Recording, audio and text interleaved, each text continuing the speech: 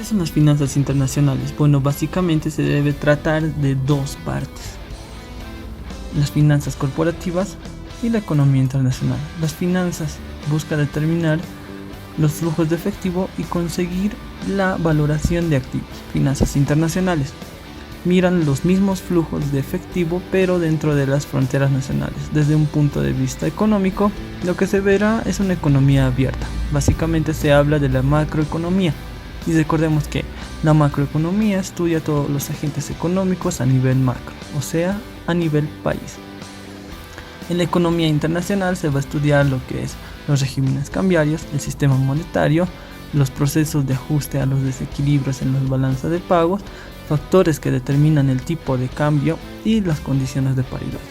Finanzas corporativas internacionales va a estudiar los mercados financieros internacionales, operaciones a escala mundial, evaluación y administración de riesgo cambiario, financiamiento internacional, inversión en portafolios internacionales. Las diferencias entre finanzas domésticas e internacionales serían los riesgos políticos. Estos están asociados al marco legal que tiene cada país.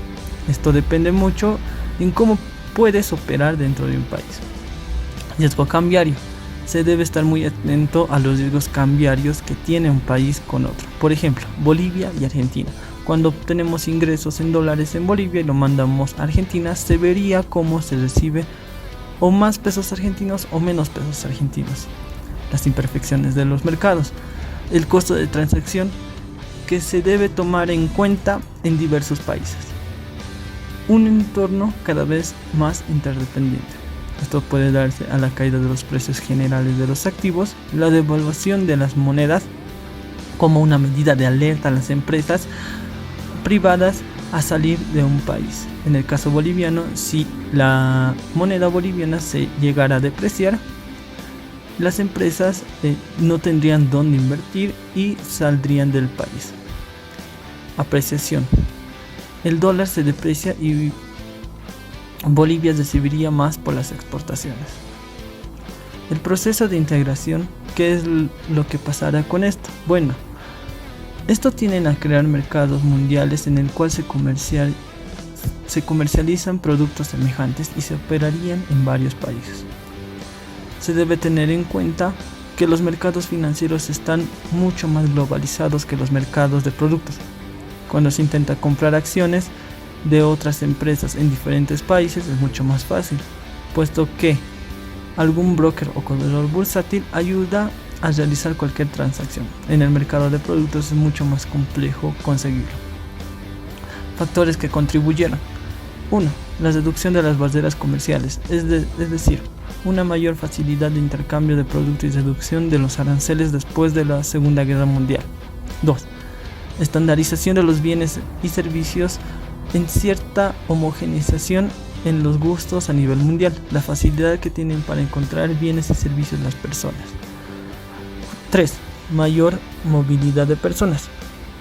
4. El fin de un sistema comunista. 5. Libre mercado económico, mayor facilidad y libre comercio de entrada y salida de las personas. 6. Liberación financiera. 7. La revolución tecnológica da un mayor alcance al Internet y hace esto que todas las personas estén aún más conectadas. 8. La creación de la Unión Europea. Esto generó un mayor comercio entre países.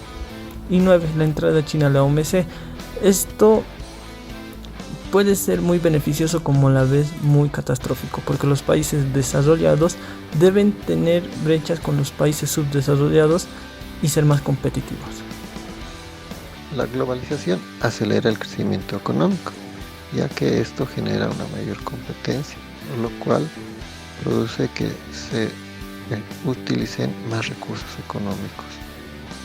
Ahora los países asiáticos, hace 40 años eran los países más pobres, pero abrieron sus mercados a las empresas transnacionales, generando una aceleración en su crecimiento económico. Los países latinos y africanos incurren en un proteccionismo y estatismo, siguiendo políticas estatales donde el gobierno es el único que puede solucionar sus problemas. esto generando crisis económicas permanentes que ahora no se pueden resolver. Ahora, las ventajas de la inserción en la economía global. La competencia por la inversión extranjera favorece a la estabilidad macroeconómica, ya que al competir con otras empresas, nosotros empleamos más recursos y disminuimos lo que es el desempleo.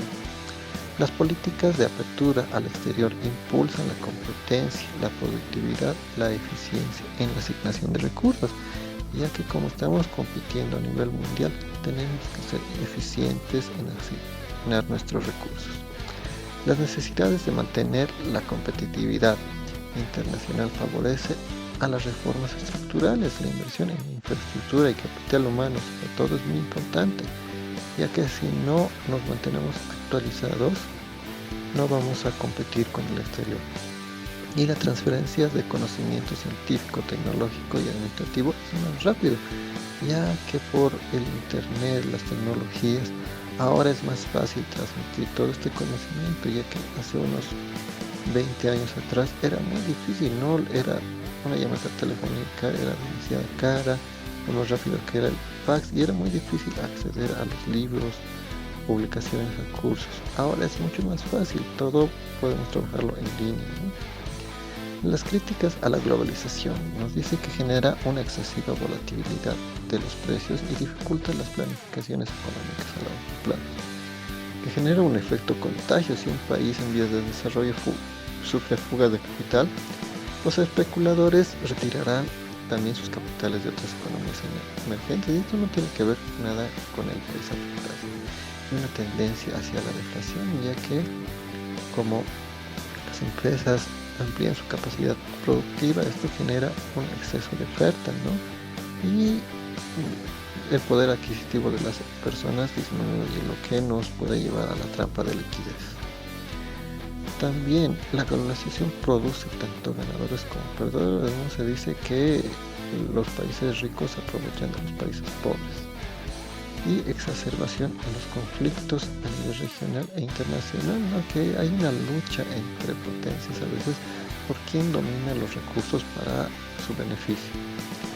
Ahora vamos a hablar sobre la crisis financiera global, que esta fue en un principio a causa de que el Banco de la Reserva Federal aplicó una política monetaria muy expansiva, exageradamente expansiva, y las tasas de interés para el 2001, que era el 6%, y bajó a menos del 2% a 2004, generando un exceso de liquidez, que era cada vez más difícil tener utilidades como ahorrista.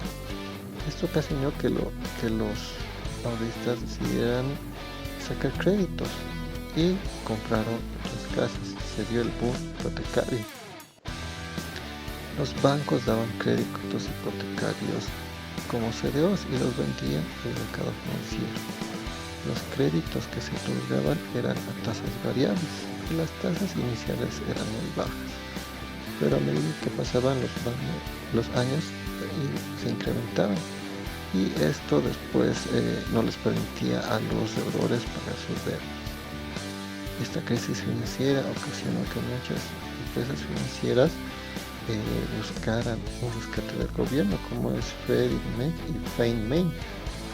También Lehman Brothers como Merrill Lynch entraron en quiebra, y el gobierno intervino para que el Bank of America no tuviera que cerrar.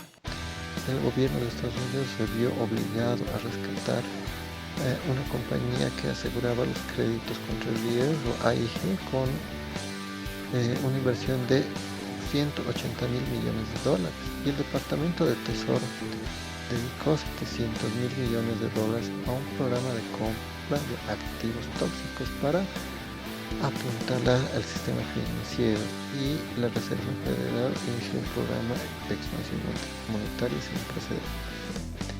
Causas de la crisis: un excesivo endeudamiento por parte de los bancos y los consumidores, una política monetaria excesivamente expansiva, la desreglamentación excesiva de los mercados financieros y un fracaso de las agencias reguladoras de riesgos. Estas mismas fallaron al calificar los riesgos. y un uso inadecuado de la ingeniería económica que en vez de administrar el riesgo lo ocultó. Un tamaño excesivo de las instituciones financieras que eran demasiado grandes y fallaron y tuvieron que ser rescatadas con dinero público. Interconexión e interdependencia de las instituciones financieras en todo el mundo y la crisis de la deuda soberana, sobre todo en Europa. Ahora, las críticas no justificadas y mitos. La globalización solo sirve para que los ricos se vuelvan más ricos y los pobres más pobres. La globalización perjudica tanto a los trabajadores en los países ricos. La globalización reduce la soberanía nacional. La globalización conduce inevitablemente a crisis financieras cada vez más graves. Ahora bien, vamos a hablar de la globalización en Bolivia. Este proceso se dio a partir de la Guerra del Chaco, donde tanto Oriente como Occidente se encontraron y vieron que todos tienen los mismos derechos. Esto llegó hasta la Revolución Nacional de 1952, donde las primeras primicias de la globalización se demostraron, como es la nacionalización, la reforma agraria y el voto universal.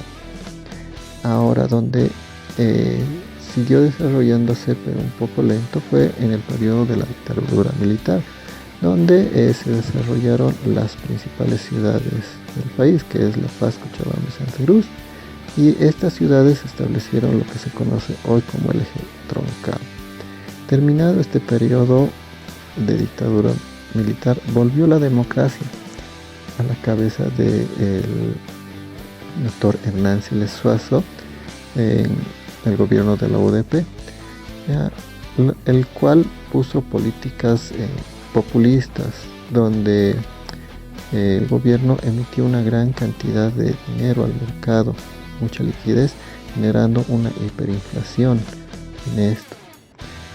Para contrarrestar esto se tuvo que retomar, devaluar la moneda y cambiar el peso boliviano por el boliviano actual que todos conocemos. Esta fue una de las medidas del decreto 21060.